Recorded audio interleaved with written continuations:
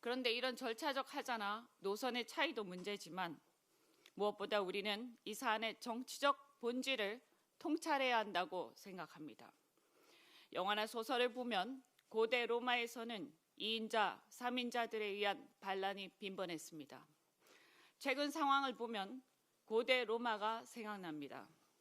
하늘 아래 두 개의 태양은 있을 수 없다는 것이 진리입니다. 더욱이 대통령의 임기 초에는 말해서 무엇하겠습니까? 한마디로 이 사안의 정치적 본질은 대통령에 대한 지지율이 매우 높고 대통령의 권한이 강력한 임기 초반에 2인자, 3인자들이 판을 바꾸고 프레임을 바꾸어 당권과 대권을 향한 욕망, 본인들이 간판이 되려는 욕망이 표출된 결과임을 부인하기 어렵습니다. 즉 조기 합당은 민주당의 주류교체 시도이자 이재명의 민주당을 정청래 조국의 민주당으로 전환하려는 시도라고 보입니다. 다가오는 지선도 이재명 정부 국정 지지로 치르면 충분합니다. 그런데 그 간판을 바꾸려는 불필요한 시도를 할 필요가 뭐가 있겠습니까? 정부 출범 1년도 안 된 시점에 조기 합당은 당내 차기 대권 논쟁을 조기 점화하고 집권 여당으로서 이재명 정부를 뒷받침하는 입법과 정책에 집중하기보다 차기 정부의 구상에 대한 논쟁으로 날샐 가능성이 많습니다.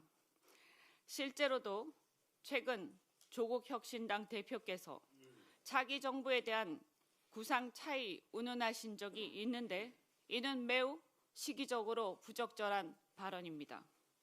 정부 정책을 열심히 뒷받침해야 할 정권 초기에 당의 시선이 대통령보다 차기 권력 구도와 대권 프레임으로 이동하면 국정 집중도와 입법 속도 모두 약화될 수밖에 없습니다. 사실 이미 지금 우리 당내에 그러한 현상이 나타나고 있는 것임을 우리는 직시해야 할 것입니다. 따라서 이 합당 논의는 즉각 중단되어야 합니다.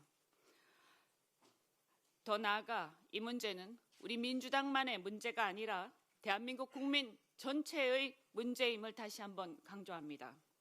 내란 극복 후 어렵게 출범한 이재명 정부의 국정이 흔들림 없이 뒷받침되어 정부가 성공하길 바라는 것은 대선에서 이재명 대통령을 지지했건 안 했건 대다수 국민들의 바람이자 이해관계이기 때문에 우리는 그 믿음을 흔들어서는 안 됩니다. 정권 초기입니다. 결론적으로 저는 대통령 임기 초 조기 합당은 분명하게 반대합니다. 지금은 프레임을 바꿀 시간이 아니라 대통령의 국정 성공을 뒷받침해야 할 시간이며 이재명 정부의 성공에 당력을 집중하는 게 곧 국민과 대한민국에 대한 집권 여당으로서의 책임이라는 것을 다시 한번 강조합니다. 우리 우당인 조국 혁신당과의 관계도 지금까지처럼 협력과 연대를 통해서 얼마든지 잘 해나가고 앞으로 때가 오면 그때 논의하면 될 일이지 이런 식으로 해서 두 당이 굳이 사이가 간극이 벌어질 이유가 전혀 없다라고 생각합니다. 이 문제를 다시 한번 이 문제의 정치적 본질을 우리는 통찰하고 이재명 정부의 성공을 위해서 지금은 집중해야 할 때라고 말씀드립니다. 이상입니다.